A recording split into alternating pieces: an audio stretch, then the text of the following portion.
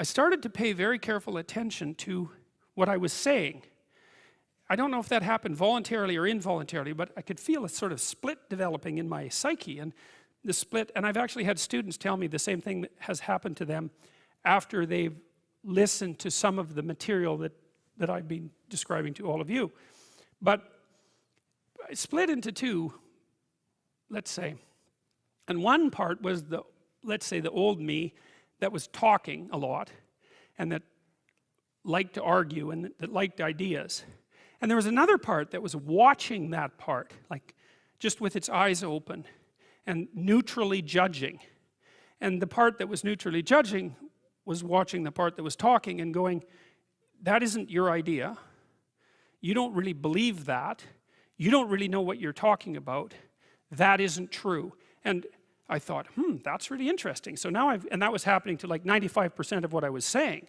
And so then I didn't really know what to do. I thought, okay, this is strange. So maybe I've fragmented, and that's just not a good thing at all. I mean, it wasn't like I was hearing voices or anything like that. I mean, it wasn't like that.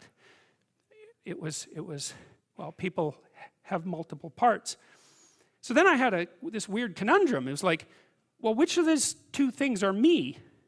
Is it the part that's listening and saying, no, that's rubbish, that's a lie, you're doing that to impress people, you're just trying to win the argument, you know?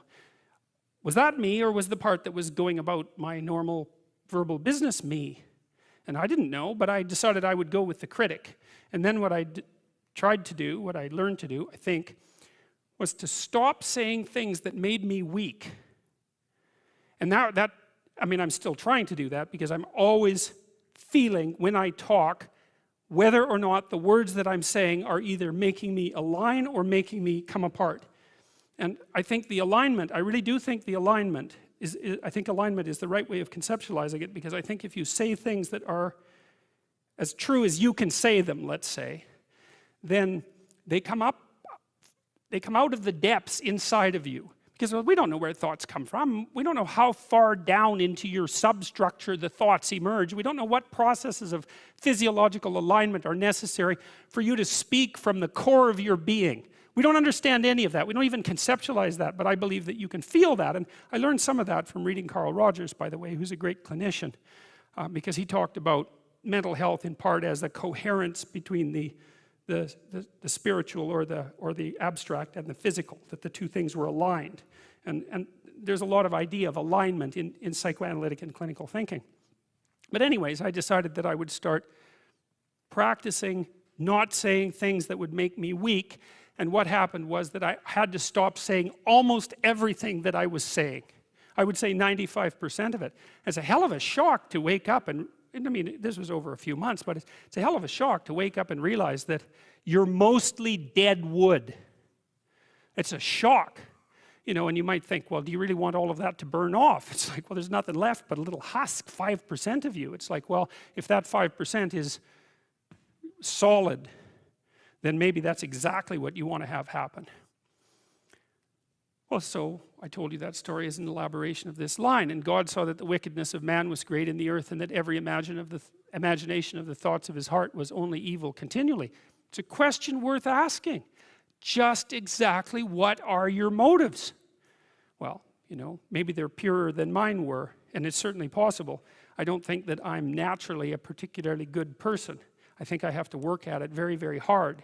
And I don't necessarily think that everyone is like that. But some people are worse than that. And everyone's like that to some degree. So it's worth thinking about. Just how much trouble are you trying to cause? You know, and the other thing you might think about is that if you're not doing something important with your life, by your own definition, because that's the game that we're playing, you get to define the terms, at least initially. Maybe you're prone to cause trouble just because you don't have anything better to do. Because at least trouble is more interesting than boring. You know, that's something you learn if you read Dostoevsky. Dostoevsky knew that extraordinarily well.